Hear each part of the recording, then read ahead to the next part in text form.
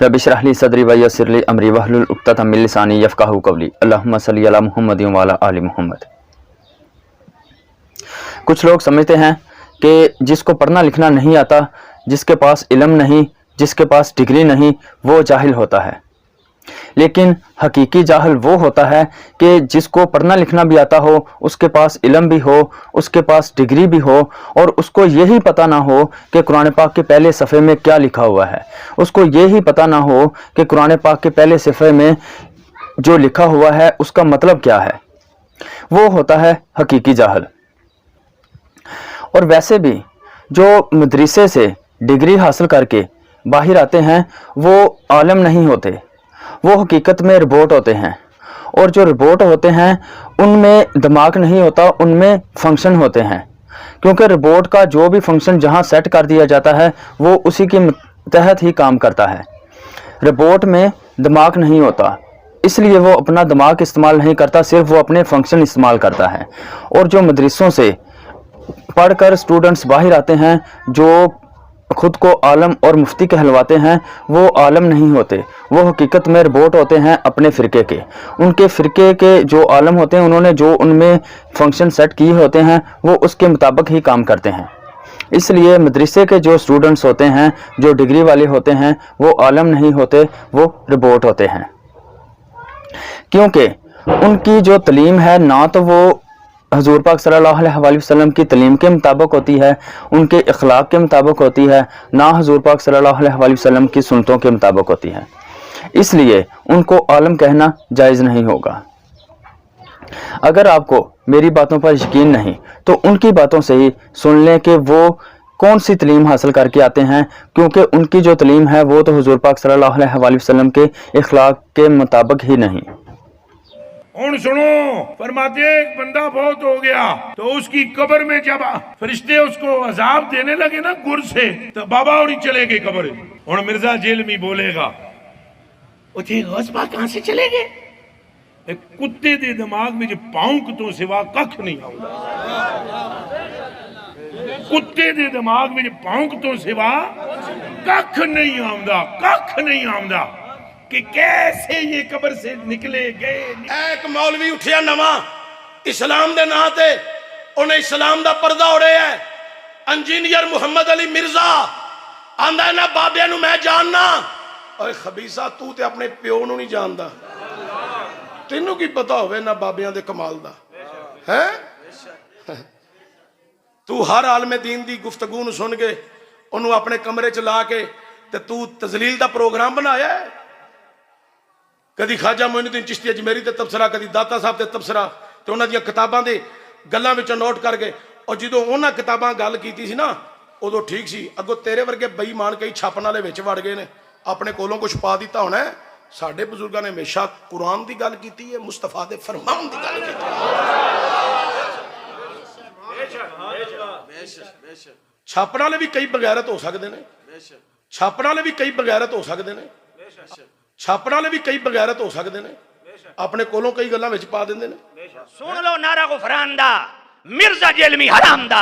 मादरत के साथ सारे सुनने वाले भी मादरत के साथ मैं मादरत कर रहा हूं। मुझे तब पता, मैं समझता था ये सिर्फ प्यो कोई नहीं, ये तो मां भी कोई नहीं, ये तो खोती का पुत्र लगता है मैनू, ये तो किसी जानवर का बच्चा है, भौंक रहा है। कमाल वाली वो तेरी मां वाकई तू है ही खोती दा बंदे दा पुत्र हुंदा ना, तेरी मां ही तेन अली हजवेरी दा लंगर भी खादा ते ख्वाजा मोइनुद्दीन चिश्ती अजमेरी दा लंगर भी खादा है।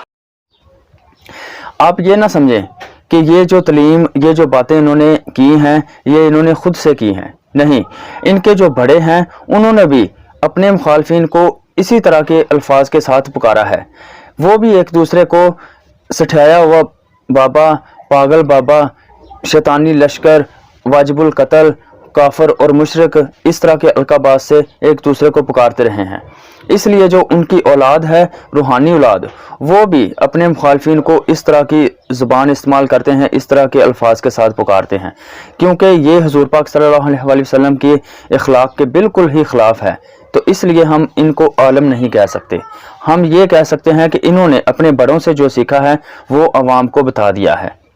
اور یہ دعویٰ کرتے ہیں کہ جو مدرسے سے ڈگری لے کر آتا ہے اس سے دین حاصل کرنا چاہیے، لیکن یہ تو اس قابل بھی نہیں ہیں کہ ان کو ہم یہ کہیں کہ ان کا اخلاق جو ہے وہ حضور پاک صلی اللہ علیہ وآلہ وسلم کے اخلاق کے مطابق ہے، تو پھر ہم ان کو عالم کیسے کہہ سکتے ہیں، ان سے ہم علم حاصل کیسے کر سکتے ہیں۔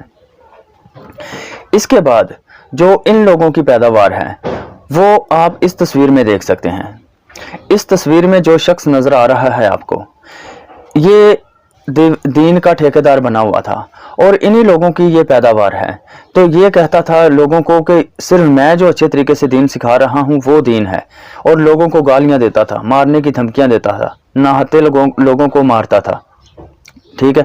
اور خود کی ان کی اوقات یہ ہے کہ یہ جب اس پر مشکل وقت آیا ہے تو یہ شہر چھوڑ کر ہی بھاگ گیا ہے، کراچی میں جا کر اس کی گرفتاری ہوئی ہے، اور یہ کہتے ہیں کہ جو انجینئر صاحب ہیں وہ دین پر کام نہیں کر رہے، وہ قرآن اور حدیث کا حق ادا نہیں کر رہے، وہ عالم نہیں ہیں، جبکہ جب پورا ملک ہی ان کے خلاف ہوا تھا تو وہ انہوں نے اپنی اکیڈمی تک نہیں چھوڑی، اپنی اکیڈمی میں انہوں نے اپنے جو سنڈے کا درس ہے وہ مکمل کیا تھا۔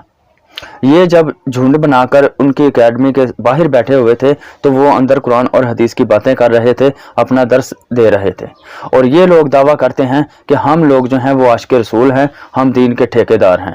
جب ان پر وقت آتا ہے برا تو یہ دین کو بھی چھوڑ کر دنیا داری کے چکروں میں ملک ہی چھوڑ کر چلے جاتے ہیں، جبکہ اس نے بھی ایسا ہی کیا۔